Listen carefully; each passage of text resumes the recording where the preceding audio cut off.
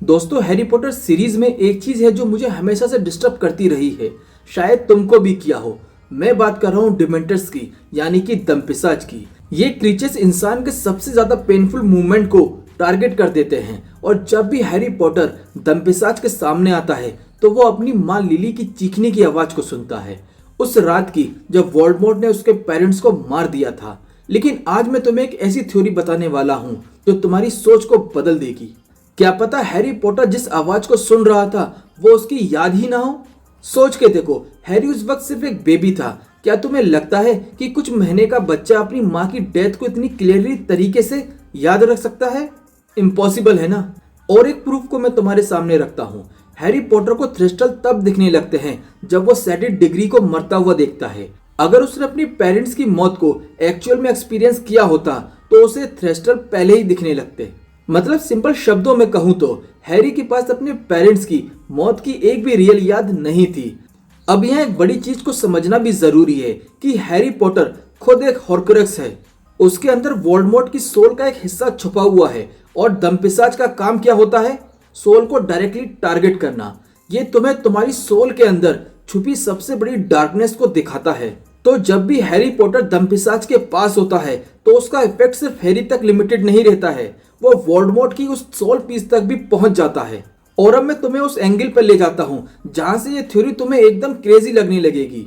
Harry के कानों में जो चीख सुनाई देती है वो एक्चुअल में वोल्डेमॉर्ट की अपनी नाइटमेयर की चीख है। याद करो उस रात को जब वोल्डेमॉर्ट गॉड्रिक होलो में आता है और जेम्स और लिली पॉटर को मार देता है और फाइनली हैरी पर किलिंग कर्स कास्ट भी करता है। लेकिन उसका स्पेल रिवर्स हो जाता है जिसकी वजह से वोल्डेमॉर्ट की सारी पावर्स चली जाती हैं।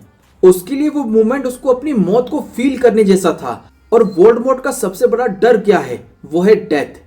वो एक इंसान था जो मौत से इतना ज्यादा डर गया था कि उसको अपनी आत्मा के टुकड़े करने पड़े थे अमर रहने के लिए। तो जब दमपिशाच हैरी पॉटर के करीब आते हैं तो वो हैरी पॉटर की मेमोरीज को नहीं बल्कि वोल्डेमॉर्ट की उस सोल पीस के दर्द को ट्रिगर कर देते हैं जिसकी वजह से हैरी पॉटर बेहोश हो जाता है।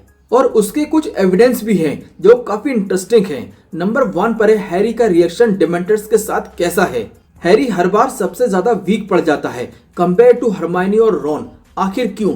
क्योंकि उसके अंदर वोल्डेमॉर्ट की आत्मा का एक टुकड़ा है जो ऑलरेडी डार्क और ब्रोकन है, जिसकी वजह से दमपिशाच उसके ऊपर डबल इफेक्ट करते हैं। नंबर 2 पर है लिली पॉटर की आवाज। हैरी के लिए सबसे बड़ा ट्रॉमा सेडिड डिग्री की मौत थी और उसके बाद सीरियस ब्लैक और डंबलडोर की मौत। लेकिन दमपिशाच उसे हमेशा वही रात को दिखाते हैं जब वोल्डेमॉर्ट गिरा था। मतलब फोकस वोल्डेमॉर्ट की उस हार पर है, ना कि हैरी पॉटर के ट्रॉमा पर। नंबर 3 पर है हॉर्क्रेक्स कनेक्शन। जब हैरी टॉम रिडल डायरी या नागिनी के करीब होता है तो उसको वियर्ड विजन और फीलिंग आती है। मतलब सोल पीस अपनी यादें और डर को शेयर करते हैं एक दूसरे से, जिसे दमपिशाच सरफेस लेवल पर लेकर आ जाते हैं। तो भाई, अगर ये थ्योरी सही है तो इसका मतलब हैरी अपनी लाइफ को नहीं बल्कि वोल्डेमॉर्ट के सबसे बड़े नाइटमेयर को जी रहा था। हैरी जो चीख सुनता है वो एक माँ की चीख नहीं थी बल्कि वोल्डेमॉर्ट की अपनी हार की चीख थी। और जो हैरी कोल्डनेस को फील करता है वो एक बेबी का ट्रॉमा नहीं बल्कि वोल्डेमॉर्ट की ऑलमोस्ट डेथ का एक्सपीरियंस का डर था। मतलब दमपिशाच अनजाने में ही वोल्डेमॉर्ट के दर्द को हैरी को दिखाते थे। और ये थ्योरी एक और बड़ी चीज को प्रूव करती है कि हैरी और वोल्डेमॉर्ट का कनेक्शन सिर्फ स्कार तक लिमिटेड नहीं था भाई, उनका डर और दर्द भी एक दूसरे से कनेक्ट था। तो तुम्हें क्या लगता है, क्या हैरी डिमेंटर्स के थ्रू वोल्डेमॉर्ट का नाइटमेयर को जी रहा था या ये सिर्फ एक कोइंसिडेंट था?